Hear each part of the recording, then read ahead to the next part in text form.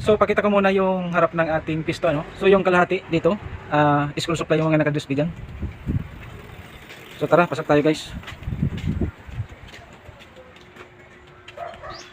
So grocery, pwede rin tayo mag-grocery dito, kumpleto. Yan. So ito guys is champurado. Yan, mainit, ang usok pa. Bagong luto. May sopas ko yan. Yan, supas. And then ito naman is lugaw. So konti na lang. Ito yung unang naubos. Tapos mayroon tayo ditong spaghetti. Yan. Pansit canton. Pansit bihon. So actually is meron tayo ditong atado. Para pagka may mga bumili, bibigay na lang ano. Para mabilis. So dito naman sa kabila guys is meron tayo ditong silog. Ayan yung laman. So meron na siyang rice with egg in isang hotdog na maliit. Yan. So plain rice kasi yung iba kasi is ayaw ng sinangag. Kasi ano eh, dinabaho nila to. So pag ano daw sinangag, napapanis, no? So meron din tayong ano sinangag kung gusto nila. So meron din dito available niyan. Sinangag with egg in hotdog. Tapos dito with ano to? Boiled egg. And then meron tayo ditong longganisa. Pamunada. So mabinta ito guys dito, longganisa. Ayan, tapos dito naman fried egg and hotdog. Ayan. And then dito may isang klaseng ulam na. Ito yung laging hinahanap dito, yung Gigi na binalot sa dahon ng saging. So bali ano siya guys, paksiw, no? So mabinta rin to dito. Binabalikan ng mga customer ko dito. And then this one is chicken calderita. So halagang 55 guys is mayroon na tayong 2 pirasong chicken calderita. Ayan. Bango.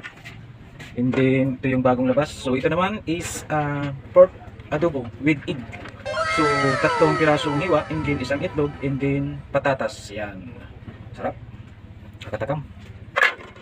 This one is charchadong tilapia. Maraming kamatis. So 40 yung serve. So ito naman is yan, gulay siya guys, ampalaya. At maraming itlog yung giniling.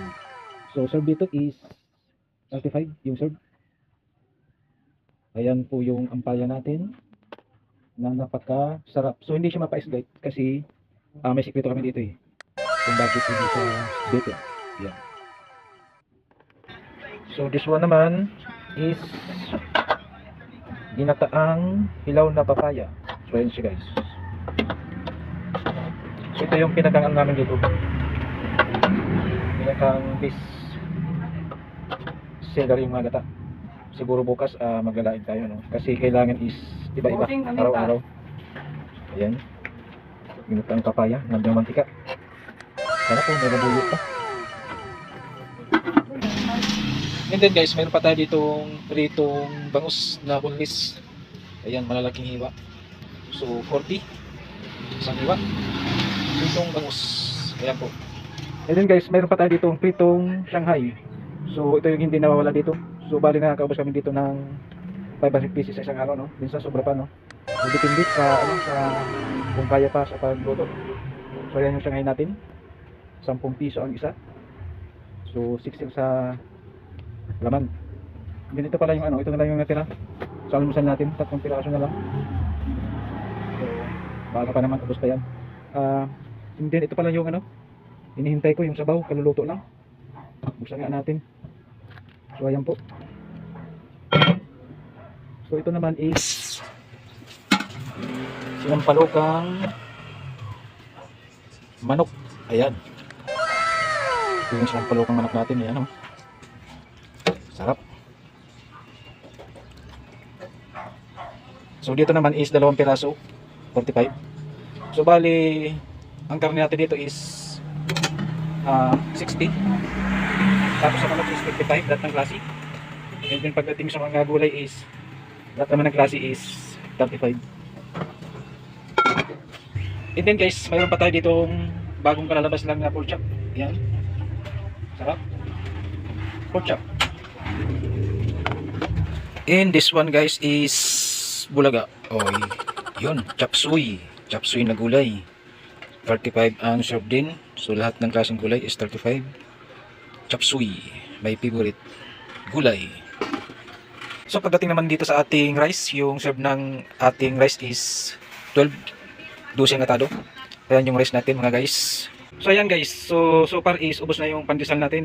Este pandesal tuloy. Almusal natin. Kumain kasi ako ng pandesal kanina guys eh. So ubos na yung almusal natin. So ulam na lang yung natira ngayon. So mayroon tayong 14 na putahe no, na niluto.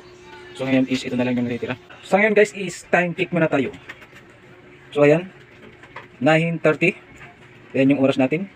So far is yung almusal natin is sold out na. Actually is ito na lang natitira. May 3 balot pa, pansit bihon. So ayan na lang po yung almusal natin no. So sold out na yung breakfast natin no. So sa ulam naman is yung ampalaya is sold out. Kalderitang manok is sold out. And then yung isang gulay na klase, chop suey, sold out na.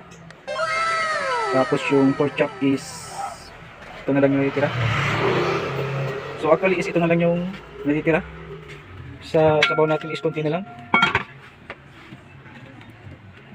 Siguro mga 3 order to sa papaya natin gata. Yan. And then yung pork adobo natin, konti na lang din. Mayroon pang paksiw na Gigi, binalot sa daon ng saging yan. So yun, ito na lang yung natitira guys. So bali, ang ngayong araw is mayroon tayong ginawang 14 na klase na potaya no. So sa ngayon is ito na lang yung natitira. So medyo maaga pa no. So I hope na maubos pa. Ayan. Kunti na lang. 14 na klase na ulam. So yung iba sold out na no. So everyday kasi kailangan is iba-ibang klaseng ulam ano. Kasi pagka pare-pareho kasi yung dinisplay natin dito is hindi ano sa tao, sa customer natin.